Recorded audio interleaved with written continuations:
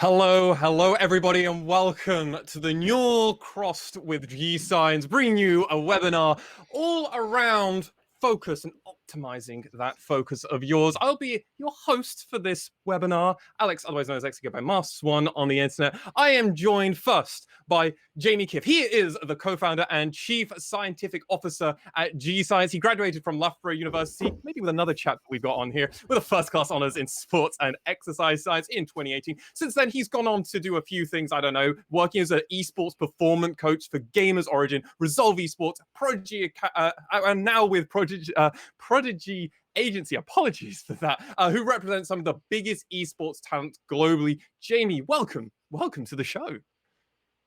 Thank you for having me. It's a pleasure. Do you want to introduce yourself very quickly for everybody? Obviously, I gave the cliff notes of your life.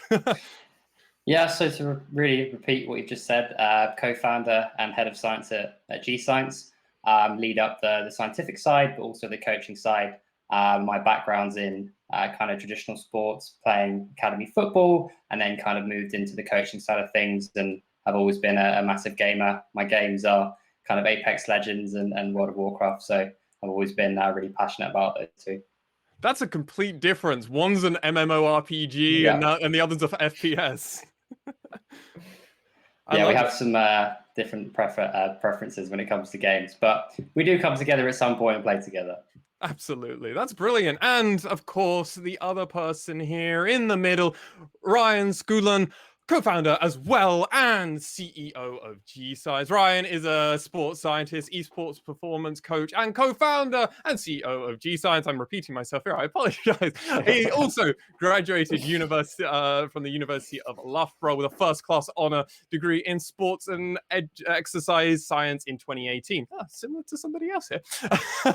He previously worked for Black Box Fitness, Adidas, and was part of the Ignite IN Technology Accelerator. He was also one of the KTN and Innovate UK Young Innovators of 2021.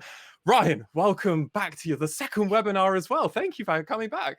Yeah, I'm excited to be back, and hopefully we can share some knowledge today and hopefully give you some solutions to help you optimize your focus and your gaming performance. Absolutely. Ryan, do you want to give a quick little tidbit of information about who you are in case for anyone that's missed that previously? Yeah, so as Alex has said there, my background as well is in sport and exercise science. That's where I had the pleasure of meeting Jamie, who is my co-founder. Once again, I'm kind of sports and esports mad. I play Call of Duty. That's my background. But really, for us at Gscience, what our focus is all around is how can we help create healthier, happier, more successful gamers. And that's what we're currently going to be chatting about today. So really looking forward to getting stuck in. Brilliant. Well, gentlemen, let's do a very quick introduction to what this show is going to be. We're going to be talking about all around focus, what it means to be focused, how people can improve their focus. I'm kind of butchering the whole topic because you guys are going to go in so much depth here. It's going to be crazy. Before we go truly into that, obviously, I think it's very important for us to briefly talk about, obviously, we are still in troubling times at the moment around the world. Lockdown is still a thing, at least in the United Kingdom. And obviously, students out there are isolated. And this webinar is out there to also help some of those students out there who might be struggling with focus. I think we can all understand and relate when we've all had times of procrastination when playing video games far more than our studies. And I think this webinar will help. And if you guys got any quick tips or just things that you want to say to any of the students out there thinking about those kind of things and struggling maybe with the lockdown. Yeah, Ryan, do you want to go first, or do you want me to pitch in? Go ahead, Kev. You can lead the way. Yeah, I think one of the things with playing too many games, I do it as well. So it's completely normal. But one of the things that's probably quite good to have is a separate kind of environment where you play games and you work. Obviously, that's quite difficult because we're all locked down into small spaces. But if you can kind of separate one place where you work at a desk and another place where you game, you have two separate environments as opposed to having them there where it's just so easy to go into one or the other. It's very easy to go into gaming. So try and separate the two. I know that seems quite simple, but it's probably more effective than you think. Of course. Ryan, anything?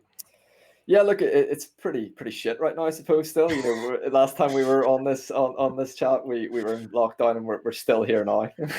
So I think, you know, it's obviously a bit of a challenge for everyone, but I think, look, we're nearly out of it now, out of the worst part anyway. So I think just, you know, do whatever you have to do to survive, in a sense, which is what I'm calling it. So if you need to have a day where you do nothing, that's okay. If you need to have a day where you have a Domino's pizza, which is what I like to do on the days that I'm feeling pretty down, that's okay as well. But yeah, I think going back to what Jamie said, you know, in these times, it's great that we have video games. We can stay connected online. You know, it's great that we have communities like the NUEL, you know, to be able to stay connected to our friends. So I think, you know, lean on your friends, lean on your support network, and reach out, you know, stay connected, have a chat, and do whatever you can to keep yourself in the best kind of physical and mental condition whilst during these tough times. So yeah, that's all I've got. Wise words, gentlemen. Thank you. So now that we've covered that very briefly, thank you. Let's actually switch over and talk about focus, ways in which people can kind of get us started. I believe, Ryan, you are going to be kind of beginning us out on focus and where it means to go with focus. Yeah, so I suppose what would be a good place to start is really defining what actually is focus. What is focus? So I think it's a very good question, and it depends kind of what lens you ask the question from or how you look at it. To me personally, I think focus is all about attention and being able to maintain attention on a particular task or on a particular activity, whatever that may be. So I think, you know, when we talk about focus, there's different levels of focus. You know, there's, you know, the focus that we have now whilst on this webinar. And then there's, you know, higher levels of focus, such as really interesting things such as flow states. And I think, you know, we'll probably touch upon this later on in the discussion, so I'm not going into too much detail now, but that's what I would describe it as. It's a state of attention. It's interesting as well, because I think there's quite a big difference between having a lot of energy and being focused, and there's obviously sometimes a mismatch between the two. And what Ryan said there about flow state is really important, and understanding how you get into that. We actually discussed this the other night around people mistaking having lots of energy. So for example, people taking caffeine and, you know, thinking that's going to bring them into having, you know, focus. Not necessarily true. And trying to understand, is that bringing you into a flow state where, you know, nothing really distracts you, and understanding the difference between the two. Yeah, is maybe the caffeine high actually just kind of almost a placebo effect of thinking you're in that state of flow, when in actuality you're just on a caffeine high and you're just energized as anything else. And energized thinking about 50 different things. Yeah. As opposed to being focused on one thing and being able to ignore all the irrelevant stimuli. Absolutely. And I think that's actually a really good segue over into the first part of this, of methods of focus during a session, and how can one actually start getting into that kind of place, Ryan? Like, how can I actually start focusing when I know I'm going to play games for the next hour or two? So once again, very good question. And I think there's a few different ways in which we can answer this. So, you know, we're talking about during a gaming session right now. But I think actually before we even jump into the session itself, I think we need to look at what are we doing out of session to help train our focus. And, you know, we spoke about it last time, and I'm probably going to make a lot of people go blue in the face here in terms of how much I'm chatting about it. But it really does start with mindfulness and being able to kind of control your mind in a sense, and train your mind, and being able to, as Jamie alluded to earlier, be able to focus on that one thing in particular and block out all of the irrelevant stimuli and noise, as we would call it. So I think, you know, having good meditative practices and spending time training your mind, just like you would training a muscle, for example, putting in the reps in the mental gym instead of the physical gym, so that when you actually go into a gaming session, you've done the work, and that you can then flex that muscle in the session, let's say, to be able to help maintain an optimal state of focus. So that's the first thing I'd say, is focus on the out of game prep to ensure that you have the best chance of reaching optimal focus during a gaming session. And then I suppose, once again, another thing to talk about out of game actually is imagery and visualization. So before you actually go out and play a game, and I will touch upon Call of Duty quite a lot because that's my esport and it's what I play and what I have the domain knowledge of. For me, for example, you know, when I'm playing League Play, or if I'm playing GBs, and let's say it's S&D, for example, you know, I'll go through certain play certain strategies, certain lines that I'm going to run, places I'm going to aim, all these different things prior to the game. And it means that when I'm actually in game, it's like I've already done it before. So my brain feels comfortable in that situation. It feels like I'm already living a lived experience. So I think that that's one of the things that I'd recommend as well, is visualizing what you're going to do prior to the gaming session. So once again, when you're in game, it feels like you've already kind of played it out, and it will help you maintain and be comfortable in that situation. So train your mind, use imagery and visualization. So let's jump into the gaming session now. Now, in the gaming session itself, there will be periods of time where you lose focus. And I think focus can be lost in many different ways. There is a lot of noise in game. You're thinking about actually executing the skill, performing, playing the game, whatever it may be. You're thinking about your teammates, you're thinking about the opponents. There's lots of different bits of stimuli going in. And sometimes when we get, let's say, emotionally overwhelmed, for example, with me, if you lose a gunfight or, someone starts shooting your body, that's going to obviously fire you up. And we can start getting a wee bit toxic and a wee bit flamed sometimes. You can get a bit hot-headed. And I think when you lose control emotionally, that's when sometimes we lose our focus on the task at hand. And it takes us out of that optimal state. So some of the ways in which you can get back into that optimal zone of focus. One of the things I like to do anyway is an exercise called grounding. So it's actually used by the All Blacks, and this is where I picked it up, so I can't say I made this one up myself. Interesting. But in the World Cup, one of the exercises that the All Blacks would do, and this is specifically Richie McCaw, is that whenever he felt like he was not in the moment, as in fully present and fully aware and focused, he would do a little exercise where he would stand firm on the ground and he'd curl his toes up. And by curling his toes up, that was a learned behavior that then triggered his mind into a focused state to bring his awareness back into the now. So some of the things that you can do if you're playing in game, once again, going back to controller-based stuff, you could have a thing where you've taught yourself that when I'm losing focus, I'm going to maybe squeeze onto controller and hold for 5 seconds. And that squeezing effect is directing all of your attention and all of your kind of focus to that specific activity, which then helps you center back in and get you back into that performance state. So that's one thing, a grounding exercise, a grounding technique. Okay. The next thing I'd maybe recommend is trigger words. So one of the things that I used to use quite a lot in rugby, for example, and it was actually used by the English rugby team in 2003. Oh, wow. Is a mental technique called teacup, right? So it sounds silly, teacup. And I'm not. I genuinely, when you say teacup, you're like, what You saw my look. Yeah, it's like, but no, what it actually means is it stands for think clearly under pressure. Okay. And one of the reasons why you may come out of an optimal focus state, let's say, or lose your focus is once again the pressure, nerves may get to you, and you may become overwhelmed. And when we become overwhelmed, our ability to process information and execute skills becomes massively reduced. So I think if you can teach yourself in them high pressure situations to say teacup, and it sounds ridiculous, but say teacup, that can be the trigger that brings you back into that focus state. So that's my second tip, pretty much using trigger words. It doesn't have to be teacup. It could be anything you want, but find a word that works for you that you can say, and it brings you back into the now. So they're my two. The final one that I would say is diet nutrition can impact your ability to think clearly. So, if you eat lots of sugar prior to a game, for example, that's going to spike your insulin levels and can also give you something called brain fog, which is, I'm sure, I don't know, maybe you've experienced it before when you're playing, but sometimes you just don't have mental clarity and you can't really understand why. Yeah, I've definitely had that in long sessions of gaming. Yeah, and it sometimes can also happen as well, where if you eat a really big meal prior to gaming, all that blood's going to your gut and not going to your brain, and can actually cause a bit of like a fog state. So I think, prior to gaming, make sure that A, you're well hydrated, B, you're not eating, foods that are high GI, and focus on, medium kind of smaller meals prior to just a big gaming session. So once again, you're not going to get that brain fog. All of them 3 tips will help you maintain focus during a session. Okay, so you gave us 5 things to think about, 2 before we get in and 3 afterwards. Do you mind just quickly recapping, like the kind of very quick version of it? Yes, certainly. So outside of the game, you want to train your mind like a Zen master. Okay, so practice your mindfulness, your meditation, whatever that practice is for you. Okay. The second thing is what was my second point? Oh, my second point was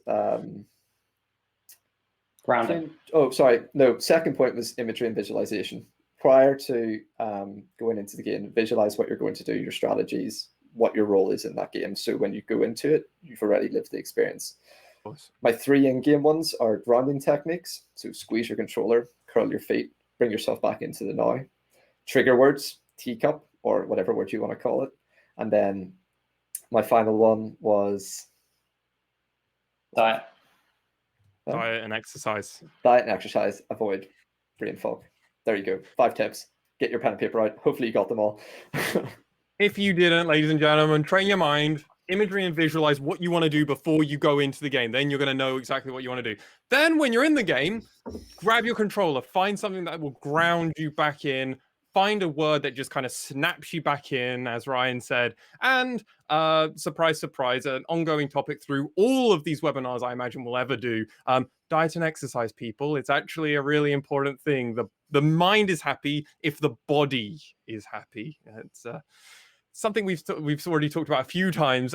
Jamie, is there anything you'd like to add on to those things? The only one I'd add on is probably, again, coming back to the diet side of things, is the hydration element. And I know it seems it seems like such a small thing, but there's a lot of, and I don't want to keep harping on about the research, and I will, and everyone's going to get tired of me talking about it, but there's quite a bit of research out there to show that being dehydrated actually impairs cognitive function. So cognitive function being thinking, decision-making, learning, all things that, really make up a very, very good gamer. And if if you're dehydrated, it could potentially have a negative impact on your performance. So just keep a glass of water there with you the whole time. It doesn't even need to be water. It could be tea. Let's aim for water. But if it's not, have something with water in it. And then, hopefully that won't, make sure that you are hydrated. Absolutely. Okay. So we've now got a ways of trying to, when we're going to enter into a session or just before our session, ways in which we can attempt to try and improve our level of focus. But that's all mental, a lot of it. But some of it is obviously like diet and exercising, but we're kind of thinking about things. Jamie, I think you're going to now take us over to actually getting a bit more warmed up, if I'm right, right? Yeah. Yeah, so I think about yourself as an athlete. Like, what would an athlete do? A top performing athlete before they play, they'd warm up, they'd do some sort of exercise to make sure that their body and mind is prepped for what they're doing to perform at a high level. So thinking about exercising or getting your heart rate up is really, really important to get blood flow to your brain. Obviously, you're using your brain when you're gaming is the most important thing. So, getting blood to that organ is very, very important. So, whether that's doing a couple squats, whether that's doing a couple burpees, whether that's going up and down the stairs, I promise you, try it and see how it affects you. There's a lot of cases where it makes a big difference. And there's also, a lot of research, again, around exercise improving cognitive performance. And interestingly, there's actually a study that came out of Canada showing that exercise directly improved League of Legends performance. So it's not just the fact that it can improve cognitive performance, which we know is important for gaming. It's actually been shown to directly improve gaming performance. Obviously, being League, that's fantastic, probably the biggest game out there. So don't just take my word for it. It's also been researched as well. I'd also say you want to kind of prep the muscles and joints that you're going to be using during gaming sessions. Now, we know gamers and myself can play from anywhere between, 2 hours up to 12 hours a day. It depends on what you're doing. But, you're sitting down for long periods of time and those muscles and those joints are all shortening. So we want to make sure also that we're prepping those joints that are really important for play. So, your wrists, your hands, your neck as well. I find myself when I'm gaming, find my neck coming forward towards the screen and I'm basically in the screen. So prepping yourself and doing exercise, whether it's chin tucks, whether it's doing hand and wrist curls, all these things not only help you to prepare, but also ensure that, when it comes to after the game, that you're not having those negative effects on your joints and your muscles that come with prolonged sitting periods. So if I can just chime in here, how often should someone think about doing these kind of exercises? Every time before you play, whether it's a minute, 2 minutes, I promise you, try it. If you're having pain from exercise, then it's probably because you're not, alleviating the issues that you've, developed over a period of time from playing for so long without doing any sort of recovery. Of course. So, whether it's 2 minutes, whether it's 5 minutes, do some sort of prep work. And then we'll also kind of chat about what you can do after as well, because it's very similar. But also during the session, so you chimed in, and you're an ex-WoW player, as I've now come to learn. You could easily be doing multiple raids, for instance, if we use WoW. Should maybe people be taking a break or exercising or doing some stretches or burpees like you were suggesting every few hours? Or well, obviously it's hard when you're raiding, because you have commitments to play for a certain amount of time, and you can't just tell the whole raid, that's it, see you later, I'm off to do my squats. But there are periods of time when, for example, in WoW, where, you might be trying to down a boss or something, and, you're all waiting around. There's no reason why you can't get up and do like 5-10 squats, get that blood flowing back to the brain, doing a couple exercises for wrist, neck, back. There's no reason why you can't just do that in those short breaks that you have. And there's also another thing to consider as well, that everyone's attention span is different. And you have things called circadian rhythms, in the sense that, every 60 to 90 minutes, it depends on the person, you're going to have slumps in attention. So it's really important to recognize when that is, and when that is for you in the times of day, and taking breaks around those periods. Again, we have, the raids, and when you're doing it, you have, kind of to meet those demands. But it's just being aware of that, and making sure that, when you can take breaks, you do. So it's honestly about making sure you look after yourself first, and then the game always comes second. Is that fair to say? Yeah, that would be nice. If everyone had that approach, that would be lovely. But yeah. I don't think it's always like that, though. So if we can do something to mitigate some of the negative impacts of sitting for long periods of time, then perfect. Cool. Awesome. So obviously, you've talked about, obviously, before we go into a game, you're talking about obviously doing stretches and looking at, after yourself physically, but we're more talking about the body. What other things could we maybe do for warming up? Yeah, so I think a lot of people will do this, and it's definitely something that I do before playing FPS games in particular, is just using an aim trainer. 10 minutes, 5 minutes, aim trainer, get yourself warmed up and prep yourself for what you're actually going to do. That's what you can kind of do in-game. And then some other stuff in terms of getting mentally prepared, and I think Ryan briefly touched upon this as well, is that kind of positive self-talk. It's really important to get yourself in a good mindset before you play. If you go into something with a poor mindset, your outlook's going to be completely different to, if you come into it positively.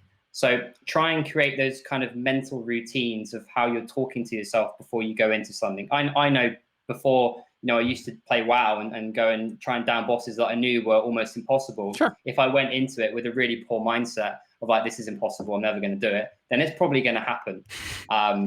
So trying to come at it from, having that positive self-talk, and when things aren't necessarily going that well, keeping that in your head, and keep telling yourself that, you are working towards that goal, and you are progressing. I can 100% say that does work. Thinking positive before you go into a match. I used to play card games professionally, and in between rounds, I would genuinely tell myself, I can win this. I can actually go into this match, even if variance comes out bad. At least I felt like I could win it, and so I definitely think what you're saying is very true. It's very true. And then even with that, is thinking about past performances as well. You probably had some past performances where you were really successful, and what you said there, that you can do it.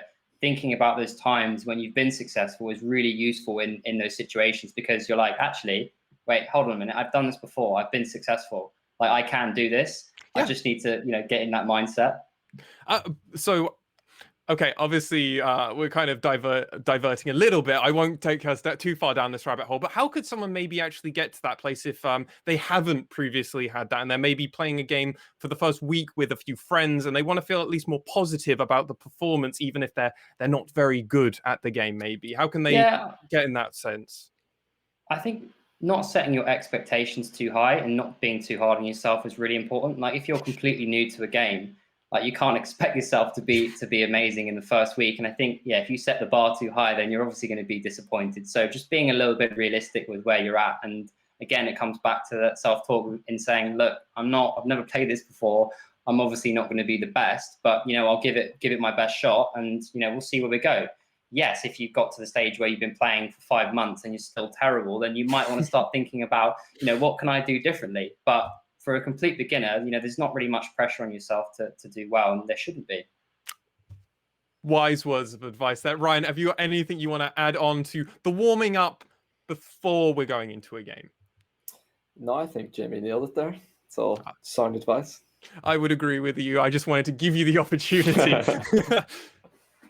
So, are we still good, ladies and gentlemen? Oh, Jamie, you disappeared for a moment, but you're back from the void. It's okay. You're always on my screen at least. So, ladies and gentlemen out there, just missed your pretty face for a moment there, but you're back.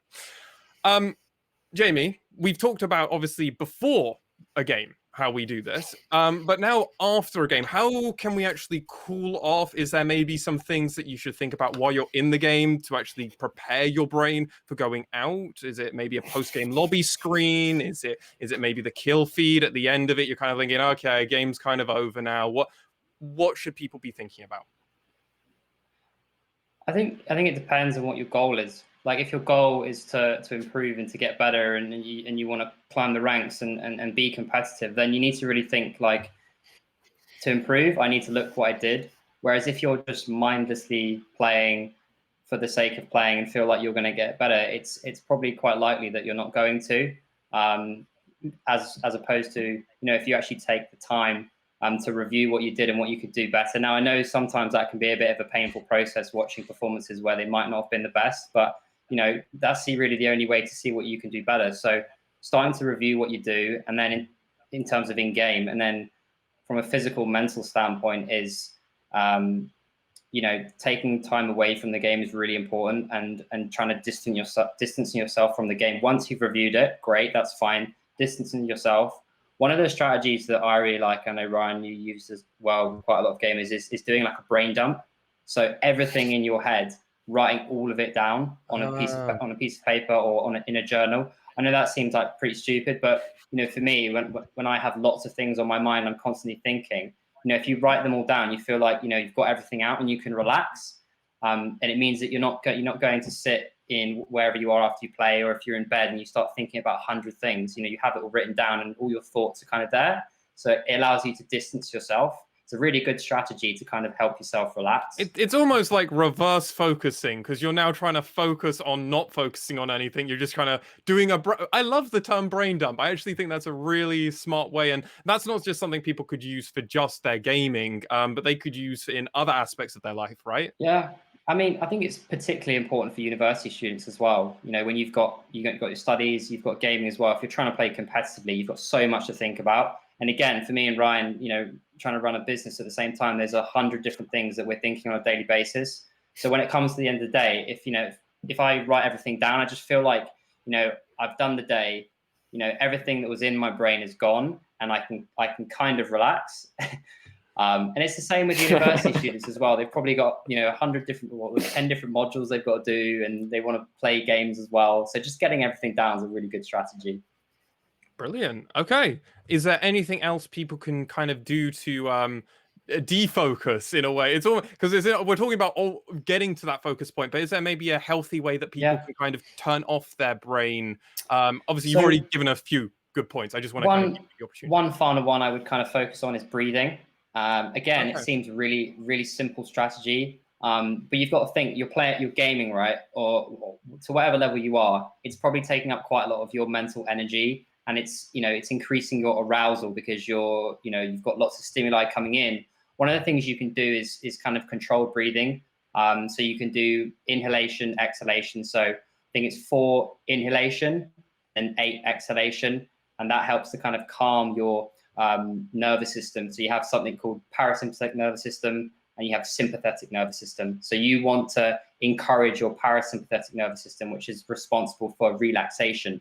You want to encourage that to start kicking in after you played, and doing some controlled breathing is a really good way to start to encourage that. Breathing. I really like that endpoint. Okay, Jamie, similar to what I asked Ryan, can you give me the very quick version, if at all possible? It's It's right. Here we go. Yeah. Right.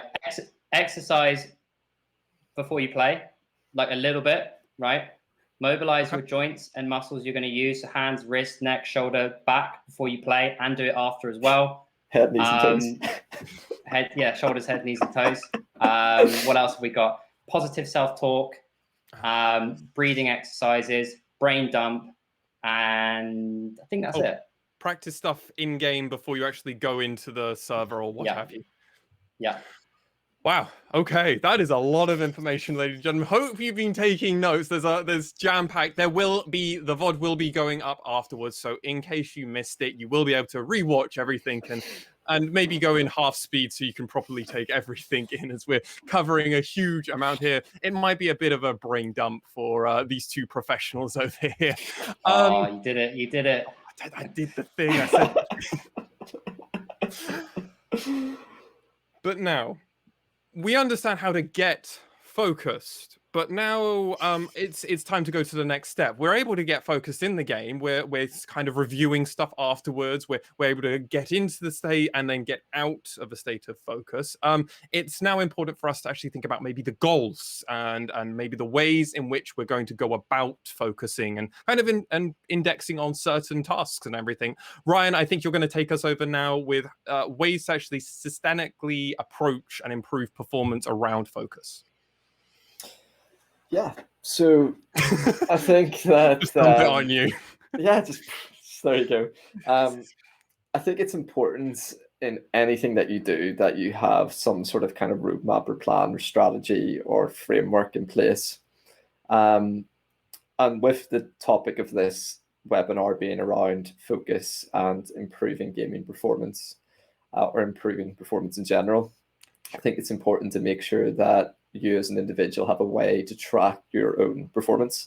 And that can be through personal KPIs. And what I mean by KPI is a key performance indicator. So that can be in your own life as in personal stuff, not related to the game. Or it can be very much in-game specific KPIs. Could be win-loss, could be KD, could be assists, it could be anything for whatever esport you're playing, whatever game you're playing. So that's the first thing. There's in-game and out-of-game KPIs. And then the other thing I'd say is, okay, once you understand what your key performance indicators are going to be, before you even go to that step, you probably want to start with what we usually talk about in our performance model, which is starting with why. So there's a lot of reading, psychology. You can go anywhere to find this, starting with why can be one of the most important things that you actually do. You need to really understand at your core why you're doing the things that you do, because if you understand that why, that will be the key thing that motivates you and keeps you going when things are going tough, when you're in adverse situations, and making sure that why is really your why is going to be the thing that keeps you going. So I think the first thing to do is start by thinking, okay, why am I gaming? Start with that. Sure. And as Jamie alluded to earlier, some people are going to be gaming because they want to go pro. Some people are going to be gaming because they enjoy the competition and challenge aspect, and they just want to be better than their friends, like me and Jamie playing Apex. I just want to be better than him, and I am. I'm joking. He's 10 times better than me. But or it could just literally be for a community. It could be for fun, or it could be for taking your mind off things. There's many different reasons as to why people game. And I think fundamentally understanding your why is going to be the most important thing that you can actually do before we go into all of the other stuff here. Okay. So start with why. Now, after you have your why, then you can say, okay, and now I understand what I'm doing, and I'm starting to understand what I want to achieve. So this is where we use our SMART goals. So when we're doing goal setting, we look at using the SMART initiative.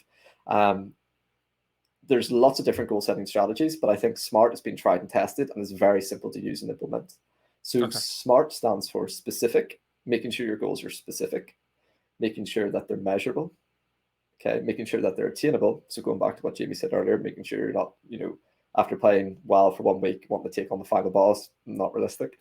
That brings on the next one, making sure they're realistic. And then finally, the T is time bound. So setting an actual time framework for when you want to achieve that.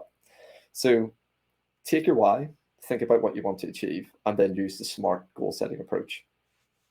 Now, once you've done that, that's when you can bring in your KPIs. So now you've got your framework in place, you know your why, you've got your SMART goal setting approach. Now you've got your KPIs. How am I tracking my performance? How am I tracking my progression in each of these different areas? And Right. these are things that each person watching this webinar or everyone that that comes across this, they need to think about personally. There's no one solution for everybody, is there? No, look, we're all hardwired differently. We all have different genetics. We all have been brought up in different environments. We all have different psychology. We have all different wants, needs, motivations.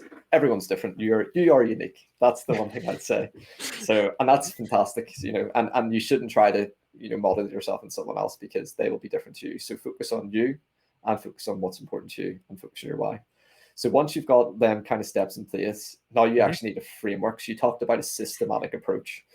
And I'm going to let you in a little secret. What we actually do with our pro players is that we have a systematic framework. So we look at your performance in terms of the physiological side. So looking at strength conditioning, looking at injury prevention, looking at lifestyle. We look at psychology, so looking at psychological skills training, looking at your mental state, looking at high performance environments and high performance mindsets. Okay. We look at the technical side, so actually the mechanical skill playing the game, and going back to what Jamie said, looking at cognitive training and ensuring that cognitively you're performing at your best. And then finally tactical. So maybe we don't specialize in this so much, because tactical is usually more in-game strategy, but they're the four kind of pillars that you want to use to be able to set a systematic approach to how you improve your gaming performance. And that will allow you to focus on each of these individual frameworks, set your KPIs against each of these individual pillars. And then the final thing is, once you've done your why, your KPIs, your SMART goals, your KPIs, and your framework, then you need to review. So there's no point having all of this if you're not, going back to what Jamie said earlier, you're not reflecting. You need to journal, you need to review your game, you need to review your own personal stuff out of game and your in-game performance. If you put that all together, then you're giving yourself a fantastic chance of being optimally focused and performing at your best. And this is for obviously still even those people who just want to kind of game more casually. If they obviously their whys will be slightly different. They might not have to watch back their games because they don't want to get better, but maybe they want to work on their communication skills with their friends, for instance, because they feel like maybe they're just yelling and they come off maybe a little bit toxic, and they're like, actually, okay, maybe that's something they need to work on. Am I on the right kind of tracks? That anybody can really kind of take this framework, right? Yeah, well, I mean, that framework there in particular is very performance focused. Like, we're looking at it from a performance kind of mindset there, looking at optimal performance. But yeah, I mean, the frameworks itself, that you can use multiple different frameworks for this. But I think, yeah, fundamentally for the recreational gamer, it goes back to your why you gaming. If it is about gaming experience and how you can enhance your gaming experience, then it could be things like communication. How do you communicate with your teammates? Can you be better at that? Can you improve conflict resolution? Can you improve time management if it's showing up to play with your friends at the right time? It doesn't have to be performance related. It can be anything in life, but I think it's about drilling down that self-awareness and reviewing these things and seeing how it aligns to your goal. And if you're actually meeting that goal and making progress in the right direction, that's actually the important thing. Absolutely. So do you think, like, you obviously you're talking about reviewing and obviously recapping over everything. What about feedback? Like, how important is that? And then obviously you're trying to set these as habits, right? Like this sounds like a lot, but obviously if you want to be a pro gamer or you want to improve in the games that you're focusing on, it's a lot of work in the background, and it's not easy, right? Yeah, like, well, I'd say behavioral change isn't easy for a start. Like, I mean, if you well, think about this, like, if you want to be the best at something, you have to work at it. You have to put in the time. You have to be, ruthless with your time management and your focus and your discipline. Like, you have to do these things if you want to get the competitive edge, and if you want to, go pro, so to speak, or if you just want to be the best version of yourself. Anything that you're doing in life, it just doesn't come naturally. Like, no one is perfect. There'll be things that we want to work on. In order to do that, you need to be aware of where your weaknesses are and then put time and effort into it. But I think on that as well, Ryan, I think, sorry, just with all these things as well, is that, it's start small. Like, there's lots of things here to try, and, they're not for everyone. And if you're going to create a habit, you need to start small. And lots of these are little habits that you can start implementing into your routine. So maybe, Ryan's mentioned probably 4 or 5 there, from the, psychological, physiological, pillars. But even if it's taking one, for example, and picking one thing that you implement as a habit, that's a great place to start, because again, it comes back to that successful performance thing. If you've tried something in psychology, for example, let's say you were working, as you said, on communication, and that was effective for you, that's a kind of pillar to work off for other stuff, saying, oh, I've done that, that helped me, it's time to try something else now. But I would definitely advise not trying everything at once. It's not a good idea, and you'll just end up hating everything. So pick one and do it well, and pick that small one that you think might help. And just another thing as well, adding to that, when you're looking at change, don't look at it from the perspective of, for example, let's say in the fitness industry, right? People look at 6-week programs, right? It's a short-term fix. I'm going to get shredded in 6 weeks, or I'm going to lose weight in 6 weeks. That is a short-term fix, okay? Sure. The way you want to look at these things is more a lifestyle change, which is long-term. And it's about, as Jamie just said there, it's about how can I make the smallest change right now to get me going, to build momentum. Once you've nailed that one and embedded that into your routine, then you can take nutrition next, then you can take, the physical, and you just keep building the habits until one day you wake up and go, who is this new me? Do you know what I mean? And I'll just give you a prime example of, this is through lived experience, because I think being a practitioner means that you need to take the knowledge that you learn in theory and actually put it into practice. And I think that's one of the things that Jamie and I actually pride ourselves on, is that, it's great that we have the knowledge, but, we test these ideas out and we do it ourselves. So one of the things I'm currently doing is I'm using a habit tracker. Really, really simple thing. Print out, we can actually design one in Gscience. People who are listening to this, if you want to get one, I'll get Tom. Sorry, Tom, if you're listening, to make a quick habit tracker. But all it is 28 days, and it's very, very simple. You choose 3 habits on the left side. So mine at the minute are just wake up at 7 every single morning. Okay, get out of bed and get started. Okay. Meditate for 10 minutes every day and read for 10 minutes every day. 3 simple habits, okay? And what I'm trying to do is kind of gamify the experience. I want to see if I can get 21 out of 21 at the end of the week. That's my goal. And if I do that, I might reward myself with takeaway food, or I might do something like that there, whatever it might be. But the other thing that I'm also doing as a bit of a scientific experiment is looking at my recovery score. So I wear a book band, and then we also have polar watches as well, which is another bit of wearable tech. I'm looking to see, when I'm doing these habits, how is that impacting my recovery? How is that impacting my heart rate variability, which can be affected by things like emotional stress and training and a lot of other factors. But I'm taking that recovery score. And then the other thing I'm doing is taking my mood score. And I'm looking to see, how is my mood changing day to day when I'm nailing these habits? On the days that I don't do the habits, how is that impacting my mood? And then the final thing, which is like gaming performance, is my performance in Gscience. Jamie can tell you this as well. Like, I struggle with my mental health, and I have days where I'm like really good, and I have days where I'm absolutely shit and unproductive. And I think that what I'm trying to understand is, how can I build these habits into my routine to help me maintain my focus and be productive and be optimal? And it's just a little experiment that you can try, and it really just helps people get more self-aware about how these really simple habits stack up to actually have a really big change. So yeah, it's something that people can try out, and I'll get Tom to make a wee PDF guide, and you can all try it for next month. Absolutely, it'll be great to see that. I imagine that'll be posted on the Twitter. Obviously, you can find it over there, guys. Can you plug? I believe it's at Gscience, right? At Gscience.io, yeah. There we go, ladies and gentlemen. I'll probably be going out there. Quickly to recap, because there was so much covered there. I'm going to go over very quickly. Smart goals. Why are you setting these smart goals? So why are you doing what you want to do and achieve? Set out your smart goals, and then have your KPIs, or key performance indicators. If you are in the business world, you might be aware of what those are as well. I was very taken through a loop there when you said KPIs. I was like, I didn't realize my marketing degree would come in. But okay. There are the 4 pillars that that we all need to think of: physical, psychological, technical, and tactical.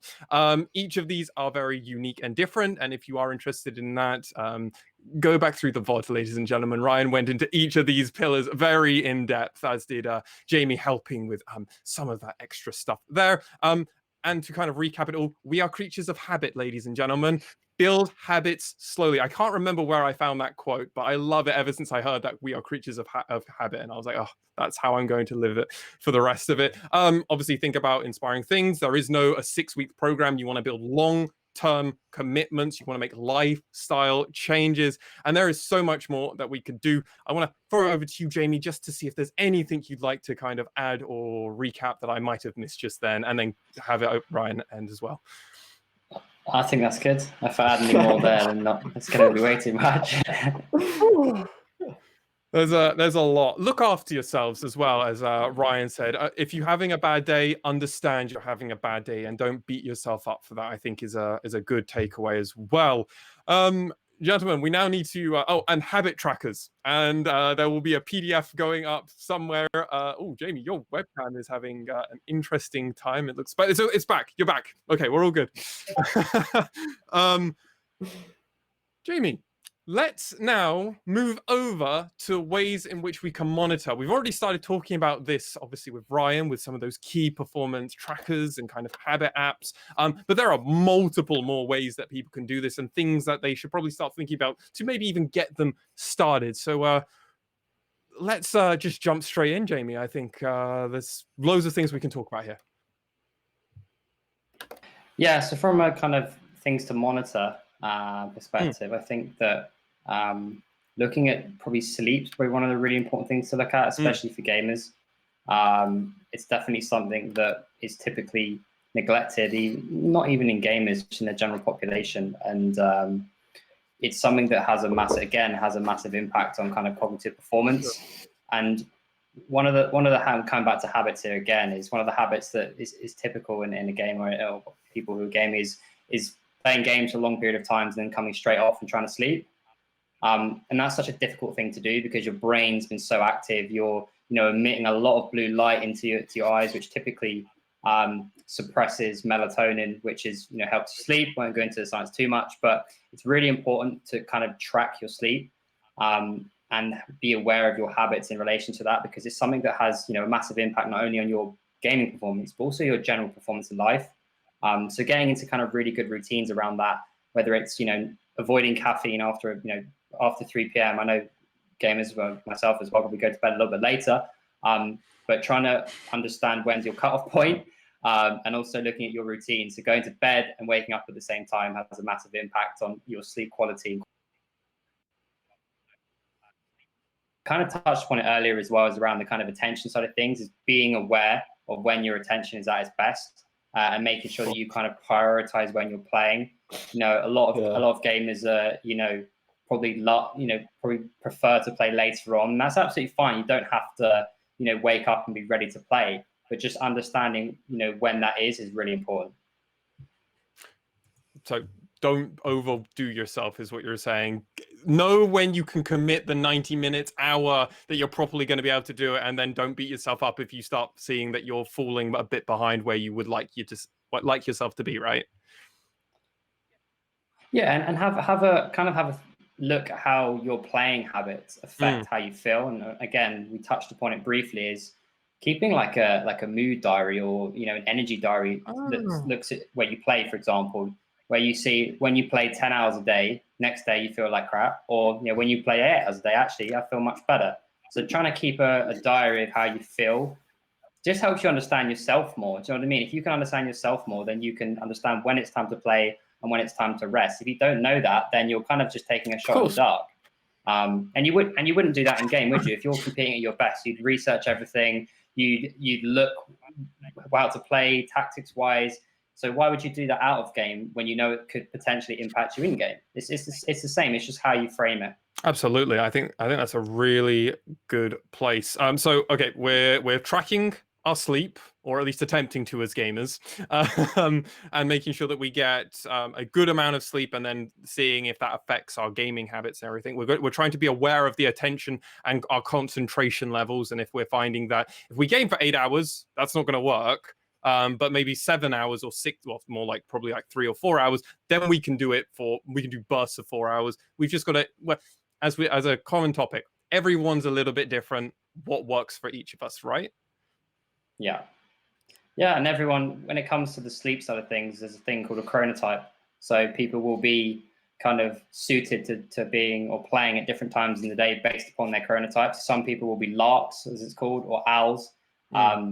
where you function better in the morning or you function better in the evening. So if you kind of identify that you perform better in the evening, then great. That's when you play your most competitive games, or try and organize your schedule around that, as opposed to getting up and being like, right, I need to play now. But you know yourself that you're probably not in the best mind state, so it's probably not the best time for you to play. Absolutely. What other things could we maybe think about tracking or monitoring, at least, thinking about it? Probably one more thing would be breaks. Is literally having a break timer, and saying, right, every 90 minutes, I'm going to have a break. I'm going to get up for 5 minutes. I'm going to step away from my screen and just go and walk around. One, to kind of reset your brain, give your eyes a break, give your body a little bit of a break, and just making sure you're kind of monitoring that throughout the day, because it's very easy when you're engrossed in gaming or engrossed in what you're doing to just completely forget. And that's probably not optimal for your performance. There's actually a bit of research looking at successive performance in gaming, showing that as the successive gaming session continues, that the actual performance of gaming actually goes down. So taking a break can actually mitigate that and help you to stay on track with your gaming performance. So taking breaks and being aware of that is really important as well. Okay. So is there anything else you'd like to cover in this section of monitoring stuff, Jamie? I think that's pretty much it from me. Is there anything from you, Ryan? Yeah. The only other thing I'd say would really be just physical activity levels. It's really prevalent right now because we're in lockdown that people aren't actually getting a lot of steps in. And I think the average person, and I think, Jimmy, you told me this, was the average person's step counter per day is around about 3,000 to 5,000.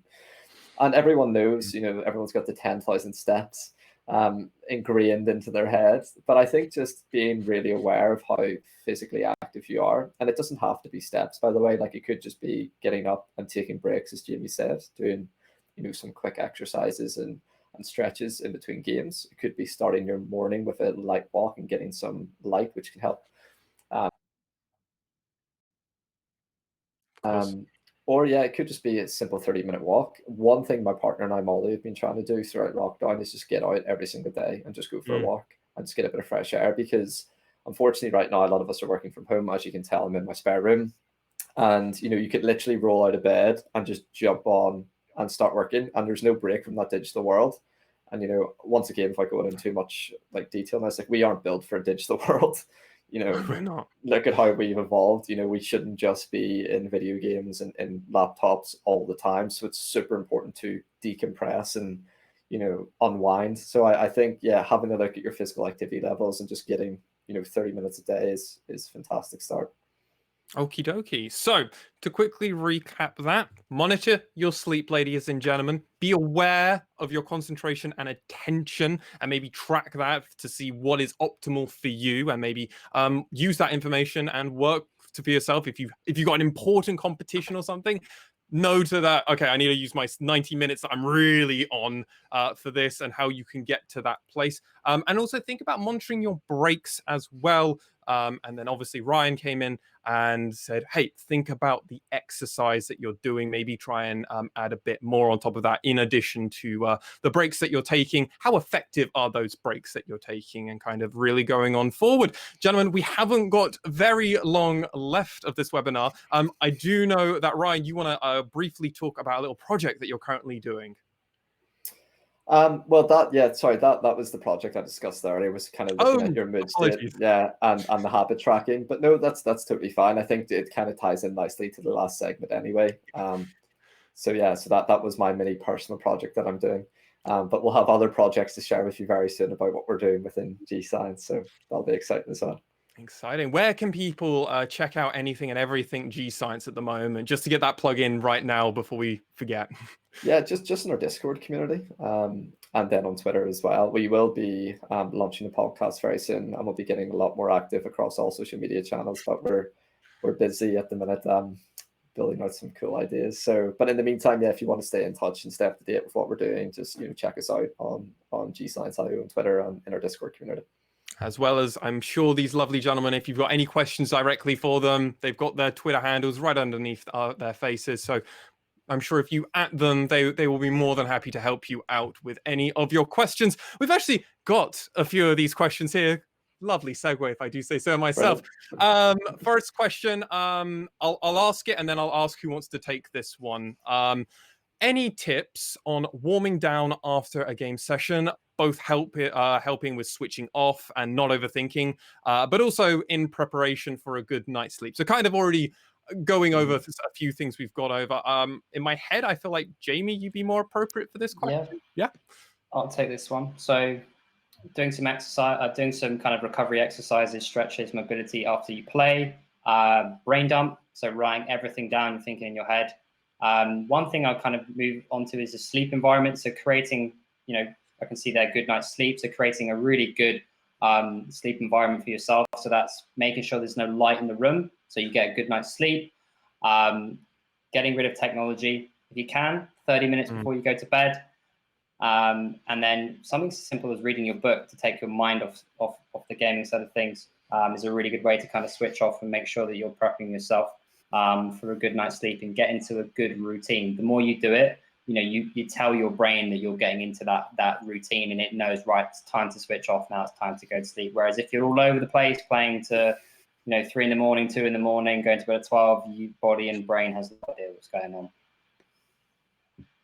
So I want to just ask the question, because there'll be a lot of students that might see this and they're in dorm rooms, so they don't really have the ability to truly get rid of technology. What would you suggest in that? Would maybe covers, or maybe just putting a sheet or something? Like, I know it sounds a bit silly, but just covering the monitors so you can't physically see them when you fall asleep or anything. Would that be helpful? I don't necessarily think it's the monitor, though. I think it's our phones, because it's so easy just to pick it up and check social media or whatever. Like, I think the best thing you can probably do, and this is what I personally do. I know it's difficult because a lot of students are in dorm rooms, but for me personally, I'd leave my phone in the kitchen or in the drawer in the kitchen, and then my bedroom, I would just have a natural sunrise light alarm.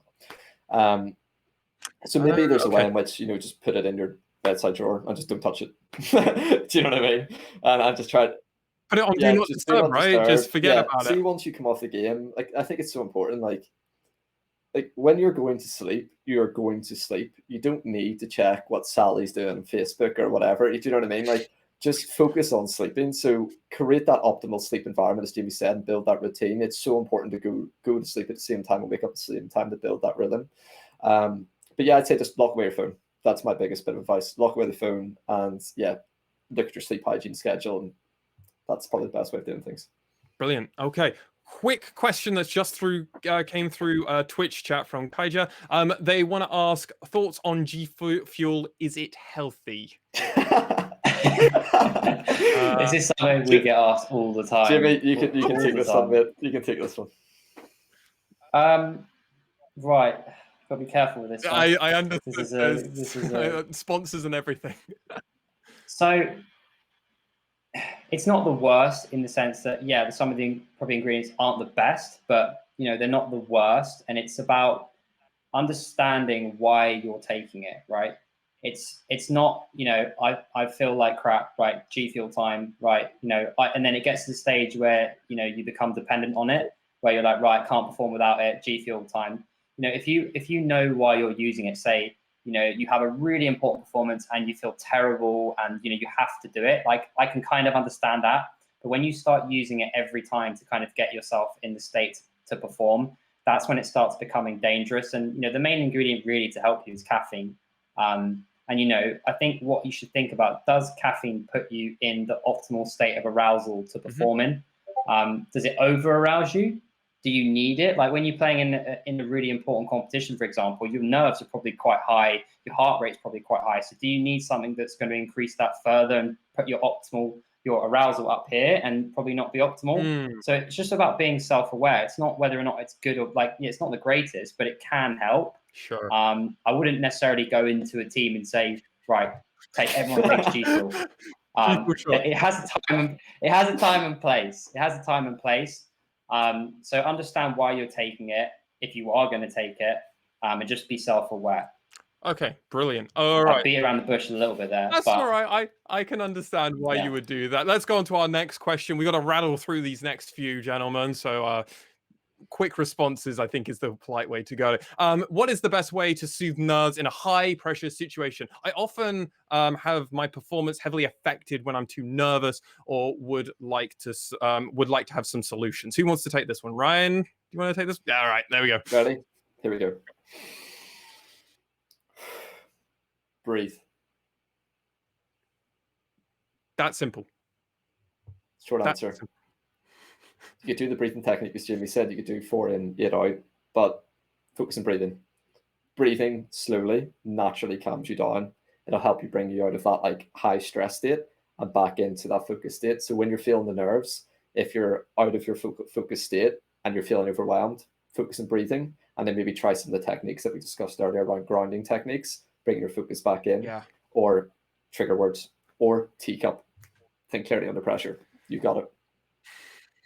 There we go. A few things already covered it, but then short and sweet answer. You could almost have that as a video segment just for Gscience. Just like, what do you do? This is the solution. There we go. And then you've got the Patreon and everything, and all the exercise and courses they can sign up for. Next question, we must rally on. What is the best time to start after waking up, and how does food/diet? So we've already started to really cover this, Jamie, haven't we? But let's maybe quickly go through what's the best time to start after waking up? I would say that to reframe the question, it's not when to start, it's how to start. I'd say it's more important. Okay. So like everyone's different. Like my answer could be, it depends on who it is what I'd say to that. But what is more important is how. So, rather than waking up, checking your phone, checking Instagram, for example, actually wake up and get yourself in a good kind of positive, mental like mindset to be able to tackle the day. That's the most important thing. And then ways to kind of understand whether or not you're kind of ready to perform would be, for example, going on like an aim trainer and seeing where your score is with regards to your average baseline.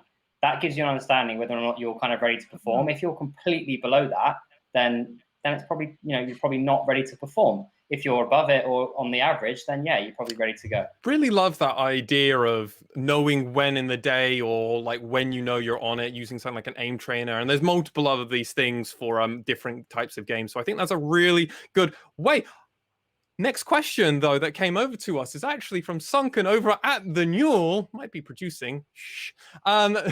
She asked, are those natural light lamps good? Do they help with being in a maybe not ideal circumstance mentally? I think this is obviously talking about the lighting when we're talking about those blue lighting. So, Ryan, do you want to give us a quick TLDR on that one? Yeah, well, I think that for me personally, I just like having the sunset and sunrise alarm, because what you can do is you can go into bed whatever time you want to go into bed at and just set it for like a half an hour sunset. So it naturally just brings or dims the light until it goes dark. So if you want to read before bed, it's just a nice way to slowly like dampen or dim the light and then just naturally like bring you into more a sleepy state. Of course. And then in the morning as well, when the sunrise comes up, it naturally just, slowly wakens up the room instead of just turning on the light and your eyes are like, what's happening? And your body's like, what is happening?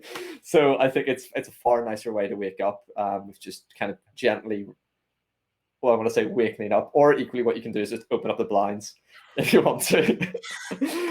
But yeah, I highly rate them personally, and I think it really helps maintaining that good sleep cycle of going to bed at the same time and waking up at the same time. Okay, just going back to the question very quickly, natural light lamps, good, bad? Do they help? Or... Good, yeah. But for me personally, yeah, I rate them personally. So I would get one now. Okay, they come recommended. All right. Quick one that we just got from Twitch chat. Sir Salty, Hearthstone Battlegrounds player and Hearthstone player, used to do casting actually for the NUEL's Hearthstone. Asked us the question, what should you start doing when you notice you're choking mid-game in a high-pressure situation? What should we really be thinking about? How can we get back to being in that focus mindset, gentlemen? Yeah, look, I'm actually going to start streaming Call of Duty again, I think, because I think a lot of these things I actually try to do genuinely, like when we're in game with our team. And I think when the pressure is on, you've got to really have yourself in that positive mind state. It's going back to what Jamie said earlier, like if things aren't going your way and you feel a switch of momentum in the game, for example, you can't go, oh shit, I'm losing this, I can't do this. Once the negativity creeps in, then you start self-doubt creeps in, and then you start sabotaging yourself and maybe changing your play style. So I think it's positive self-talk, super important in them situations. When a round hasn't went your way, the way I like to see it is, for example, in Search and Destroy, every single round's a new round. It doesn't matter if they're 5-0 up. Every round's a fresh round, and you will win the next round. You take one round at a time. And it's the exact same thing if you're in a high pressure situation and it's not going your way. Focus on the next thing you can do well. If you made a big mistake, that's okay. Let it go. Refocus, ground yourself, trigger word, back in the optimal performance state, positive self-talk, positive self-confidence, and focus on executing on the next thing. You can't dwell on the old stuff. So that's super important, I think, in high pressure situations, is being able to refocus your mind and get yourself in a positive state. I love how you frame that, because you can literally use what you were saying for every single game. Get into it. Whatever happened. That's in the past now. Let's think about the present, the future, and what we can control. Whether it's a card game and drawing that new card for our turn, whether it's a MOBA because, okay, I died, I messed up, but the team's still alive. We can go into this next one, whether it's Search and Destroy, Call of Duty, all these games, everything. You can always do it, unless it's StarCraft and you've lost the game, because then you've already lost the game and it's already over. Get into the next game. Hopefully it's a best of 5 series. Final question we've got here at the moment, and I think it actually has to be our final question due to time reasons, gentlemen, is what kind of environment should I aim for when I'm playing in a competitive setting? E.g., room lighting, monitor brightness, room temperature, angle of the keyboard. Anything else? What else? What do we really think of how we should really prepare? Shall I take this? Go ahead, Jimmy. Right, I'll start with the list. Right, window open, first one, really important. Air in, carbon dioxide in the room. If you get too much of it, reduces cognitive performance. Right, really, that's a really important one. Light in the room as well, ventilation, really important. Okay, setup. You want to have your screen so it's really an arm's length away. With regards to your wrist and how you're putting it on the keyboard, make sure that your wrist is not over kind of extending, so it's not coming in or out or going up and down too much when you play. So making sure it's kind of a straight line towards the keyboard or a straight line towards the mouse, for example. Making sure the screen is in line with your eyes or just above it. And then I would say seating position, you want to aim for kind of 95 degrees to 110 degrees. Not 90 degrees. That is not great for your discs and your lower back. Having kind of that slight change is actually better. So they're my tips. Right. Bunch of knowledge from both these gentlemen. I want to hand it over to first Ryan and then you, Jamie, just to see if there's any closing thoughts and anything you want to plug as well. I think we covered a lot today, to be honest. I feel like that's been a pretty big brain dump. Look, I hope that was useful, and I think if anyone's listening there, hopefully you got some good information there, and you can go away and try it out and test it out. And I think the key thing is just that everyone's different. Everyone's a different routine. Everyone has a different why. So take our knowledge, all the tips and tricks, and give it a go. And hopefully, you can improve your focus, improve your performance, improve your health. And if you want any advice or any more tips, just follow us at gscience.io or join the Discord, and we'll be happy to help. Jamie, anything else for you? Yeah, to add on to that, if anyone has any kind of problems or has any similar questions to the ones we covered on this chat, then drop us a DM on Twitter, like personally DM, or on Discord as well. I'll be happy to answer it. Ryan and myself are always both learning, and we want to understand gamers and esports as much as possible. So more than happy to have a chat with anyone and try and help you out. As someone that is on their Discord, the Gscience Discord, it is a lovely community. They're always doing community events. They have roundtables. There's so much knowledge, honestly, over there. So if you are interested in improving yourself, jump over to that Discord, ask the questions. Countless different people will be more than happy to help you out. Obviously, if you've liked this as well, ladies and gentlemen, the NUEL Discord is also down below. You should join us if you are interested in playing any form of competitive events, or if you've missed out on the events for this season. There's always more community run events at all the time. But from myself, Ryan, Jamie, Gscience, and the NUEL, thank you so not that one. I almost said that.